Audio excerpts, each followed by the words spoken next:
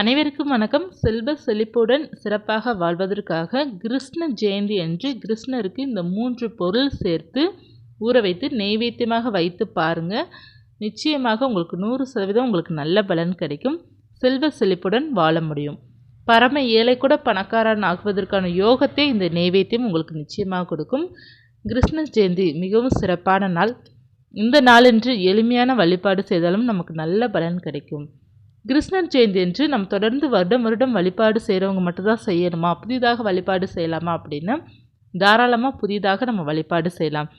கிருஷ்ணருடைய படமோ சிலையோ இருக்குது அப்படின்னா தாராளமாக வழிபாடு செய்யலாம். கிருஷ்ணருடைய படமோ சிலையோ இல்லாட்டால் கூட நம்ம கிருஷ்ண ஜெயந்தி கொண்டாடலாம். கிருஷ்ணருக்கு பிடித்த உணவை வைத்து நீங்கள் நைவேத்தியம் வைத்து நீங்கள் விளக்கு வைத்து பூக்களால் அலங்காரம் செய்து துளசியெல்லாம் வைத்து அலங்காரம் செய்துட்டு நீங்கள் வழிபாடு செய்து கொள்ளலாம். வீட்டில் குழந்தைங்கள் இருக்கிறாங்க, சின்ன பசங்க இருக்கிறாங்க அப்படின்னா அவங்களுக்கு கிருஷ்ணரோடைய அலங்காரம் செய்துட்டு உங்களுடைய பூஜை அறையிலே நீங்கள் வழிபாடு செய்து கொள்ளலாம். கிருஷ்ணன் படம் சிலை கட்டாயமாக இருக்கணும் அப்படிங்கிறதுலாம் இல்லை. நம்ம வழிபாடு செய்யணும். கிருஷ்ண ஜெயந்தி அன்றைக்கு கட்டாயமாக வழிபாடு செய்யணும். ஏன்னா கிருஷ்ணனுடைய பிறந்த அன்று நம்ம வழிபாடு செய்வது எல்லோருடைய வீட்டிற்கு கிருஷ்ணர் வருவார் அப்படிங்கிறது ஐதீகம் இருக்கின்றது. அதனால் கட்டாயமாக எல்லோருமே வழிபாடு செய்யுங்க.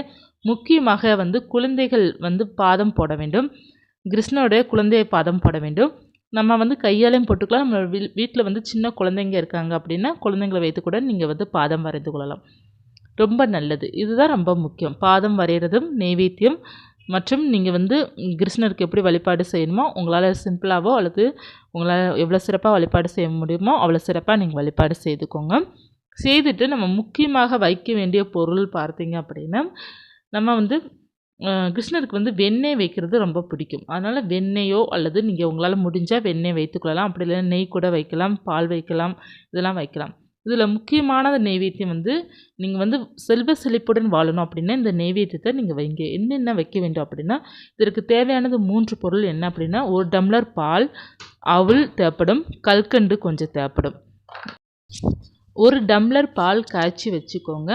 அதில் ஒரு ஏலக்காய் தட்டி போட்டு காய்ச்சி வச்சுக்கோங்க. காய்ச்சி வச்சுட்டு ஒரு பவுலில் ஒரு கிண்ணத்தில் அந்த பாலை ஊற்றிக்கோங்க. ஊற்றிட்டு 1 கைப்பிடி அளவு அவல் அதில் ஊற வச்சிடணும். ஊற வச்சுட்டு கல்கண்டு உங்களுக்கு இனிப்பு தேவையான இனிப்புக்கு நீங்கள் கல்கண்டு எடுத்து ஊற வச்சிடணும். இந்த 3 சேர்ந்து ஊற வைக்கணும்.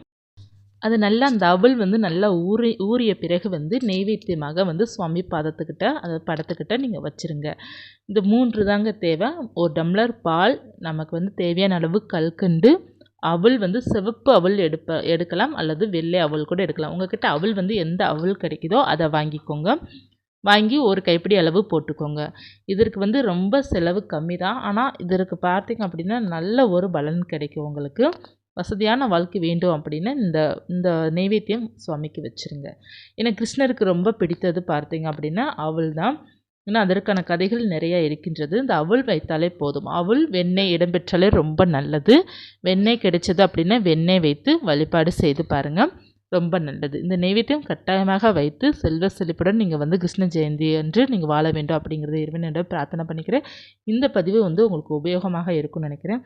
இருந்துச்சுன்னா லைக் பண்ணிக்கோங்க. கிருஷ்ண ஜெயந்திக்கு எப்படி நம்ம பூஜை செய்ய வேண்டும் அப்படிங்கிற பதிவு நம்ம கொடுத்துருக்குறோம். என்னென்னா அந்த பதிவை நீங்கள் பார்த்துக்கொள்ளலாம். ரொம்ப எளிமையாக தான் நீங்கள் வழிபாடு செய்ய போகிறீங்க. ஆனால் நல்ல பலன் உங்களுக்கு கிடைக்கும். பூஜை செய்ய வேண்டிய நேரம் திங்கட்கிழமை மாலை நேரம் 6 மணிக்கு மேலே நீங்கள் பூஜை செய்ய ஆரம்பித்து கொள்ளலாம். அல்லது செவ்வாய்க்கிழமை காலை கூட நீங்கள் வழிபாடு செய்து கொள்ளலாம். உங்களுக்கு எந்த நேரம் முடியுதோ அந்த நேரம் நீங்கள் வழிபாடு செய்து கொள்ளலாம்.